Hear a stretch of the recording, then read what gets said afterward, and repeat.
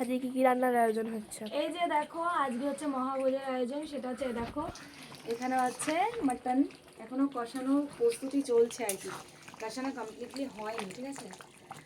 আর মাটনটার মধ্যে গোটা গোটা রসুন যাবে, টমেটো দেখতে পাচ্ছি এখনো দিইনি কারণ অর্ধেকটা কষানো হয়েছে, এখনো পুরো কষানো না হলে দেবো না এগুলো। আর এদিকে দেখো মাটনে যাবে হচ্ছে আলু আর হচ্ছে পেঁপে, আর এখানে দেখো রাইস হবে, তার জন্য ক্যাপসিকাম, বিনস, গাজর, ফুলকপি সব কাটা হয়েছে, কাজু কিশমিশ ভেজানো হয়েছে। এদিকে চালটা ধুইয়ে ভালো করে ভিজতে দিয়েছি।